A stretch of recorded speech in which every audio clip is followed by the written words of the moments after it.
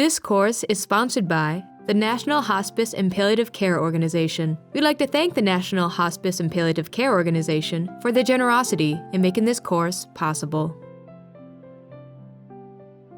It is a privilege to be with those who have served our country in the last weeks and months of their life.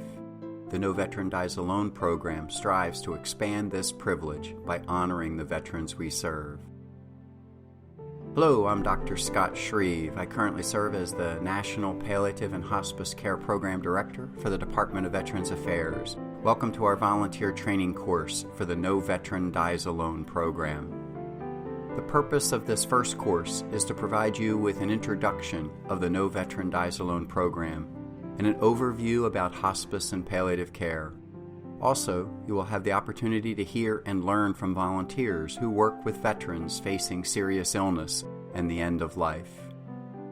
The most powerful story that I know to share the value of the No Veteran Dies Alone program, or NVDA, comes from an older volunteer at the facility where I work named Bob. Bob served in the Air Force and, approaching 90, took on the role of covering the ambassador's desk as you enter our VA facility. He was helpful to anyone who came through the door, and I loved to see Bob showing the younger veterans how to use the kiosk to check in. In passing one day, I shared with Bob my belief he would be an excellent volunteer on our hospice unit and that the training for the NVDA program was coming up the next month. He readily agreed, and I was delighted to see his smiling face at the training session.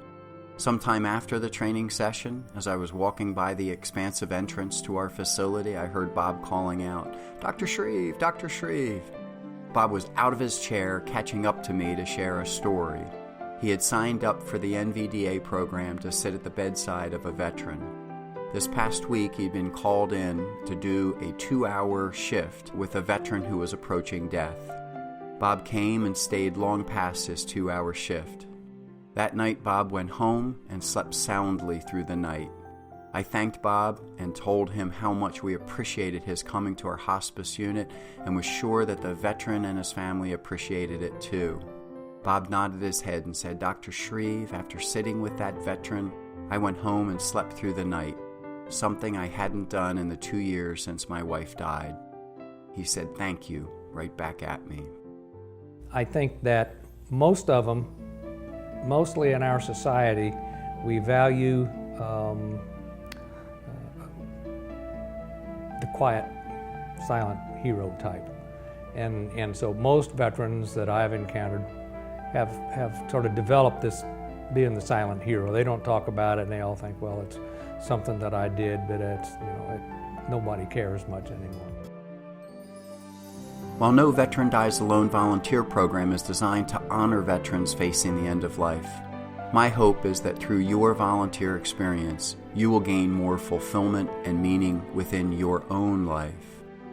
No Veteran Dies Alone is a program designed to honor veterans and meet the needs of those veterans who, for whatever reason, find themselves alone and in need of extra support. I want to mention that even though I am specifically referencing the No Veteran Dies Alone program, the same type of program may have different names at different VA facilities and community hospice organizations. Our vision for No Veteran Dies Alone programs is for volunteers to get to know their veteran patient. Your role as a volunteer is to support the veteran in appropriate ways while he or she is experiencing serious illness.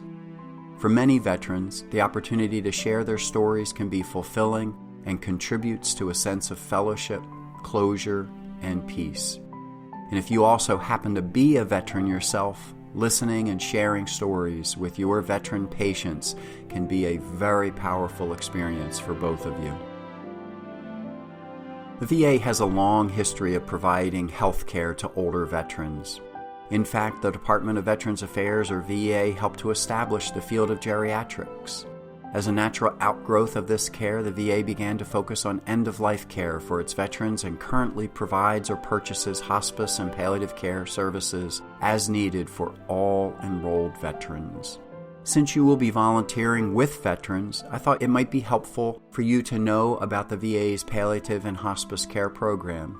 First, we're very proud the VA has established interdisciplinary hospice and palliative care teams which include doctors, nurses, social workers, chaplains, and others at every VA medical center.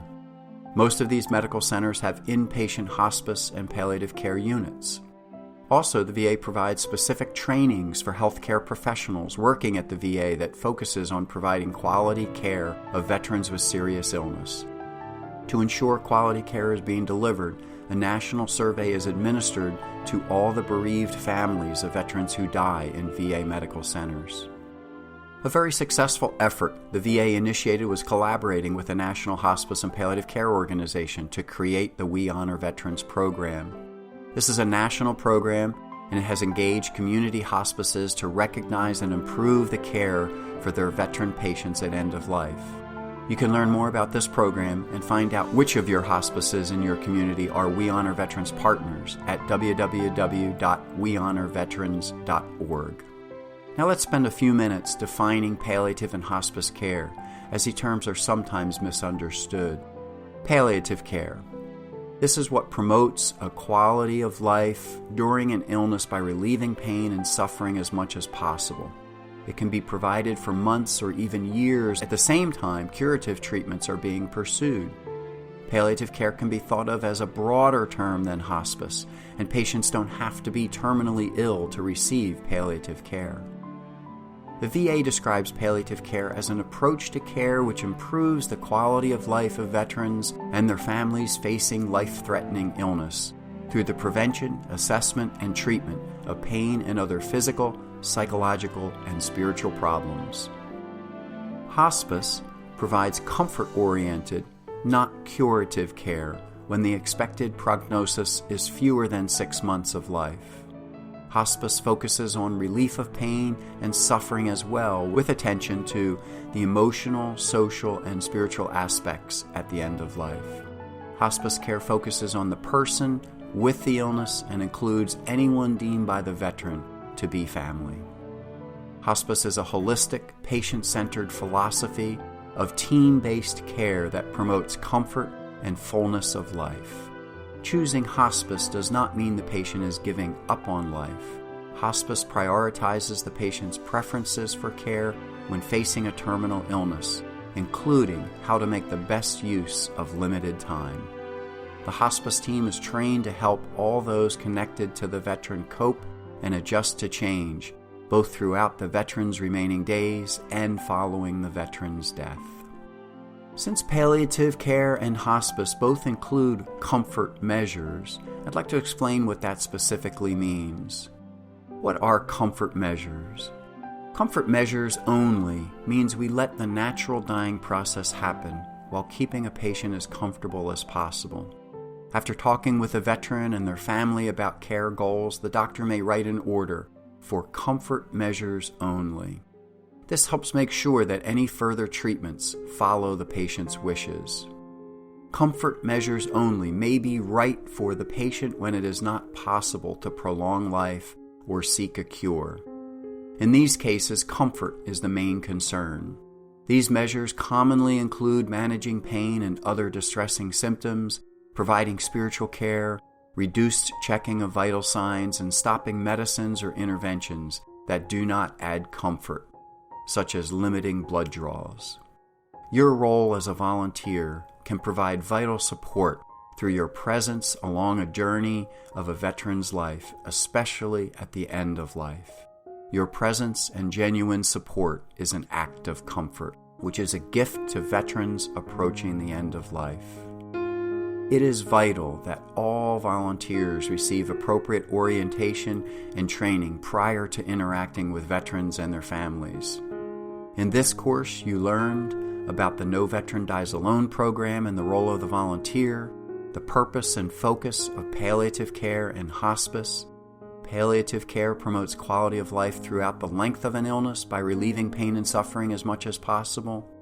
Hospice care is provided when the prognosis is believed to be fewer than 6 months of life. My name is Mike Denon. I'm a volunteer with the Elizabeth Hospice. I've been a volunteer for 7 years, and I do patient companionship and last watch and respite care. And when we started our Serving Veterans program, it was something I knew I wanted to be involved in. Being a veteran myself, I was in the Air Force for 4 years and a Vietnam veteran. So when I heard about the program, I knew that somehow I'd be involved. You were also able to hear about Bob's volunteer experience that will hopefully inspire you in your role as a volunteer. In closing, your commitment to volunteering and supporting a veteran in their final days or weeks of life is priceless and a privilege. Volunteers such as you offer an incredible gift to the veterans that have served our country, and it is time to serve them.